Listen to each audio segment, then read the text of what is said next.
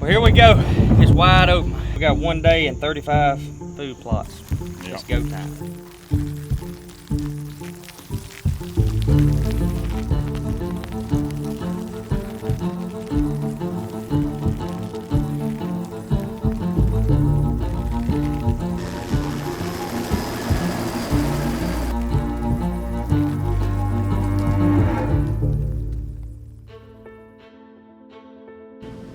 I wanted to bring up was you do a lot of clover around the edges, which yes, it's great to have clover and all that, but your reasoning behind that is you are literally trying to attempt on a piece of property to keep green at all times. Yeah. So if you break the soil here, or you're waiting on fall crops to come in, there's always green, and you're offsetting that. Yeah. So if you really understand the deer, we're going to call the deer's life cycle through the early season all the way to late season, right? Their diets change. Yeah. Just like you, man. You ain't going to eat a ribeye every night, you That's know? right. I mean... Can't afford it. But Yeah, that's what I was going to say. Your wife is going to eventually tell you spent too much, you know? But it's That's a bad your example. diet, your diet's going to change, Yeah, you know? yeah. Deer diets change too. You can have a deer eating in a soybean field all summer, and as soon as those leaves go yellow, he's looking for that next good green right around. And if you got a half-acre radish field, well, he's fixing to help himself there for about a week, and it's Right. gone. Yeah. But the thing is, you want to key in on, I always say this, if you're a restaurant, you want to stay in business all the time. All right, we just came back to our field here that we planted a trophy acre last year, and look at all the clover in it. Man, it looks beautiful. There's some milkweed and not a lot of grasses, but there's a few things in there. So we've just started mowing it. You can see what we've mowed. And when you mow, you want to see, like, you don't want to mow it any shorter than about 8 or 9, 10 inches tall. So we're mowing it just about, I don't know, 2 or 3 inches above our wrist. So we're just barely knocking the tops off. And you can see the difference in the mowing right here. See, it's just a little, just barely knocking the tops off is all we're trying to do. But again, this is a food plot that we planted a trophy acre last year. We came in in March and top seeded it with more backwoods attraction Ladino clover, and I mean, now it is just a beautiful clover field. Stops right there on the other side of the hill. Now on the far end, the north end, and we're going to come in and we're going to till that up and put radishes and all. But out mowing our clover plots, it's, I don't know, July the 7th or 8th, somewhere around there. And we've got rain about 4 or 5 days out, so I like to mow my clover, ahead of a rain if you can. But knocking these tops off really makes it more luscious for the deer, and they'll really get in here and utilize it more, and plus it's weed control. So there's absolutely no disadvantage to mowing your clover as long as you don't mow it too short. So pretty cool right here how Trophy Acre has performed for us. This is the first, spring into summer of the clover, and it just looks beautiful. So we're going to take care of it and see if we can't get about 5 years out of it. But you don't want to go out of business because you can't get food for 2 months. Right. You're going to lose revenue, right? Yeah. Same thing with your food plots. Like, I'm big on I call it 2 or 3 stage food plot approaches. And what I mean by that is, yeah, I want some radishes in there. 9 times out of 10, a lot of times you got to go in there and prep that soil to get those radishes to grow. Then you got the droughts that always happen in the late summer to early fall.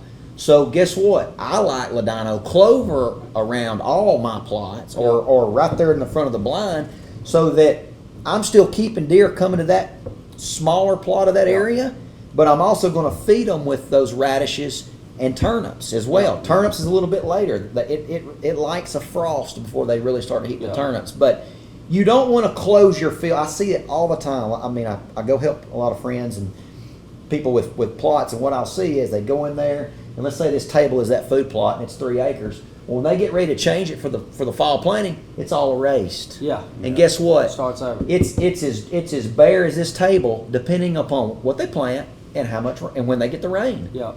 And you can't have your place to go out of business. You got to keep food there if you're going to keep the deer there, because he's going to move. Heck, he's going to Chris's place, That's right. then because he's He'll got have clover over sweet there. stuff over Yeah, there. that's Sweet right. stuff on the Yeah.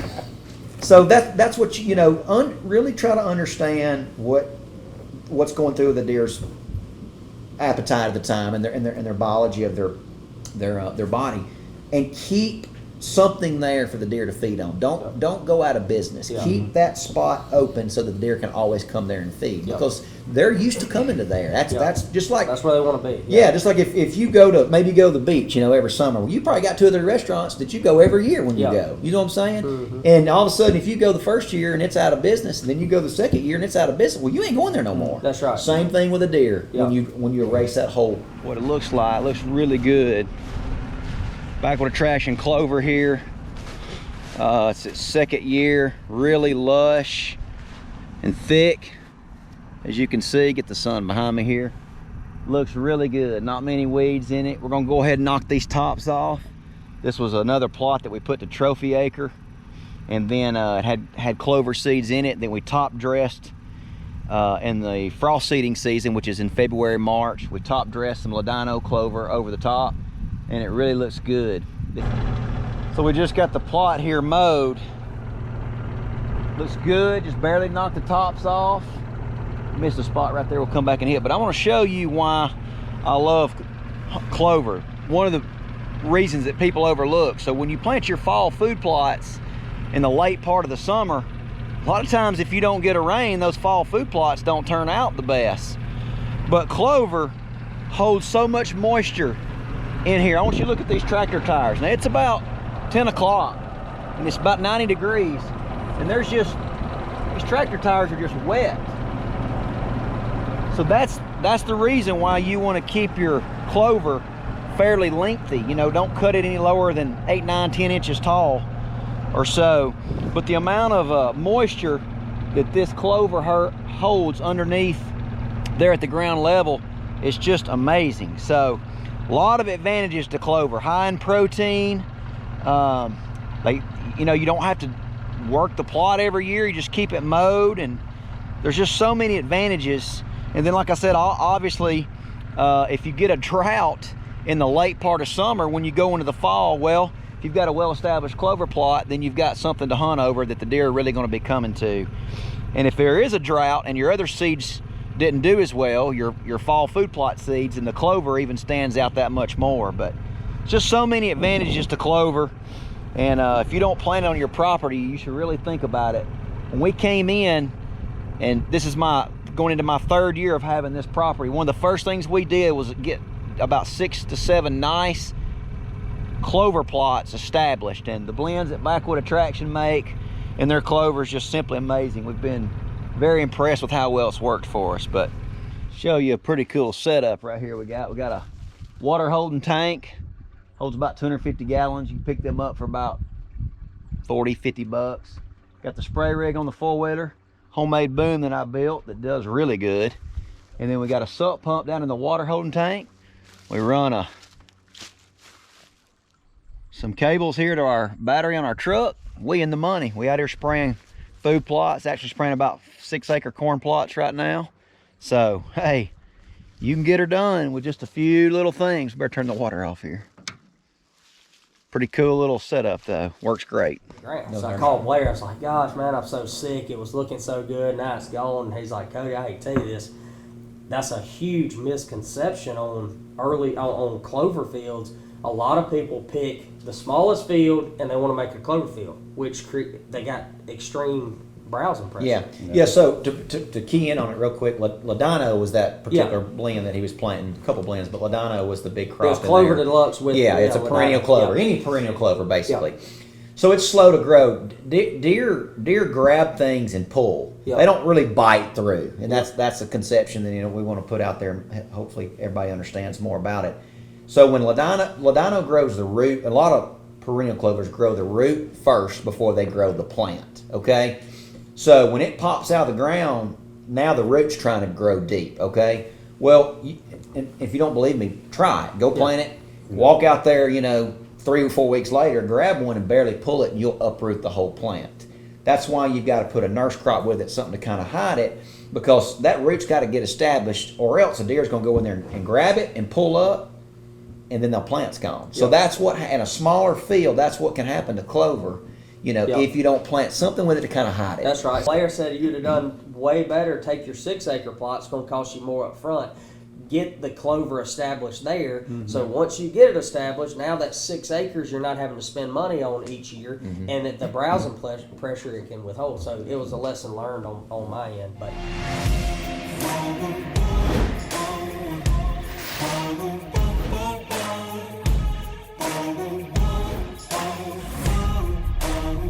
Something to live for. Something to live for. You can tear me down, but I'm gonna stick around. Something to live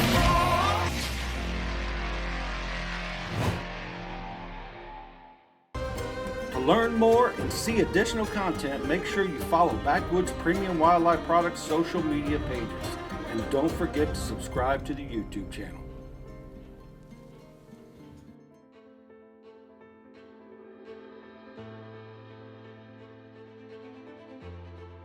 The deer are just coming all out. There's a big cornfield right here in front of us. And there's just been piles of deer coming out, but we just hadn't had them in bow range, so we're staying after it.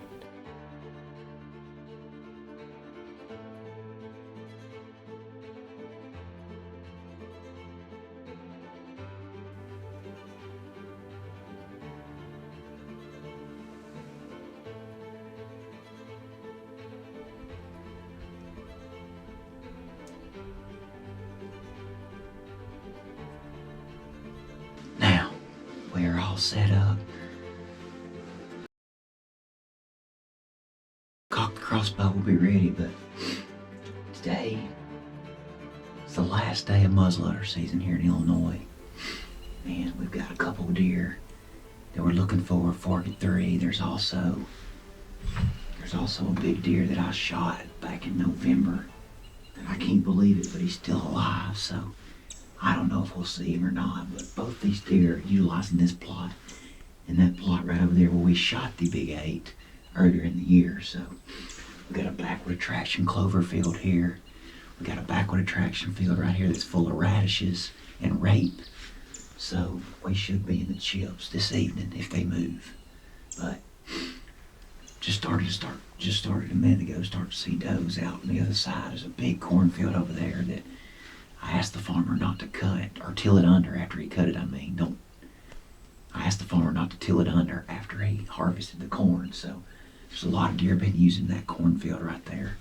But they're literally coming out of here, coming out right over there, and then of the other field and headed to the big cornfield. So bedding area is all right up here where we're at. So hopefully we're slamming up against them. We'll see what we see this evening, but pretty pumped to be sitting here over this backward attraction plot.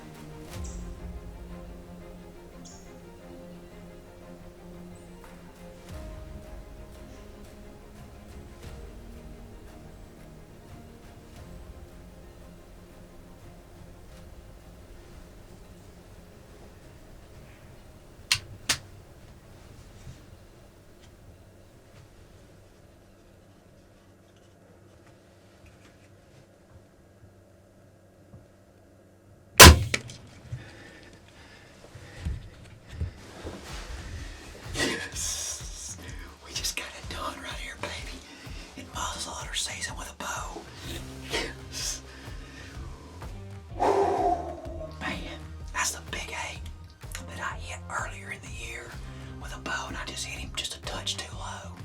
But man, it feels good. It's December the 13th and we finally I feel pretty good. We're gonna get to punch a tag finally. Thank you, Jesus. Yes. There he is. Is that him? Yes, sir. Look at that body. Yes, sir. He went over this fence, so. That's him, dog. Oh, yes. Now look at what an 8-point that deer is. Holy cow. That is a big tall tine 8. It's definitely the deer I shot at early in the year. Not the same stand, different spot, but definitely the deer. And if you don't think bow hunting in a game of inches, so I'm gonna get a stick if I can find one, so I don't get my hands too muddy. Too bloody. But right here, and he's laying downhill, so it looks worse than it really is. Here's where I hit him a month ago. Not quite a month ago, almost. And here's where I hit him tonight. Again, not the same stand, different stand. But is that not crazy? I mean, you're talking 3.5 inches lower. This is a big 8 we've had all through the summer. Had him all through the fall. We hung a scrape tree up on a Backwood Attraction food plot, and he started hitting that scrape. He wasn't the first one to hit it because he's got a little more age on him. Pretty sure the deer's 5.5, but he started hitting that scrape on that scrape tree right around October the 18th, I would say, 17th, somewhere around there. He got on it pretty good, and he kind of owned it. But then he kind of moved a little bit. We were hunting another deer, but when he came in on November the 18th is when he came in. I had to let an arrow fly at him because he's a big solid 8. And I told Carl when he was filming me, I said, if we see that deer, I'll be happy to shoot that deer. So we put an arrow in him, and obviously you can see we didn't quite find him. And we looked and looked, gave the deer 18 hours, knew he was hit low, and we didn't find him. But he came in the second time on December the 13th and gave us another opportunity, and we took advantage of it this time. That's Food an plot. awesome And way it's- to put it. Good. I was saying it imprints on those bucks too. Like I've noticed on my little place where I live is 130 acres. And when I bought it, I remember telling my dad, I said, Daddy, I got some good deer on camera, but I don't have a lot of deer. Like Yeah. it's, it ain't a whole lot of deer here. Now, heck, I was 10 deer standing outside whenever I was about to get my shower last night right before dark. And so every night when I pull in during the fall, it's 15 or 20 deer in the field in front of my house. And what that does, when it gets middle of December to the middle of January around the house, the bucks know they can come there, and I'm going to get random bucks every year. We'll text my neighbors, hey, you know this one? Yeah, I've been wondering where he went. Well, he's come to my place because I got food. Yeah. I think that's a good way to put it. You're creating habit. is That's what right. you're doing. And that's how you capitalize. It's just like somebody. It happens all the time. Somebody will come up and say, "Hey, look at this deer. He made it. How can I kill that deer?" Well, the first thing I do before I look at anything else, topo, I look at the date, because 9 times out of 10, if A that food deer was a source is last scraggler that there. you just happened to have for a week or 2 weeks or 2 Yeah. days, if he was there on October the 6th last year, you can bet your tail he's going to about be there on the 4th, 5th, 6th, or 7th, and that's It's it. funny, You yeah. see what I'm saying? Yeah. That's the first thing I look at. And then utilize that to understand, okay, if I'm going to kill that deer, I got to have the best restaurant Create in shot town opportunities for those that. days. And Sure. you Yeah. can do it with these blends. Yeah. You really can. It's not hard. Yeah. And you can do it with minimal efforts. That's the one thing I really hope people get out of this is, first of all, food plotting, it's a lot of fun. You're going to fail. Yeah. You're going to look like a hero, and you're going to fail all the time, you know? Yep. And then the other thing is just start trying it. Don't make it don't make it hard, okay? Right. Just start trying things. Guess what? If I plant something in the summer, and a lot of people don't summer plant, I would highly encourage to. There's multiple reasons for it.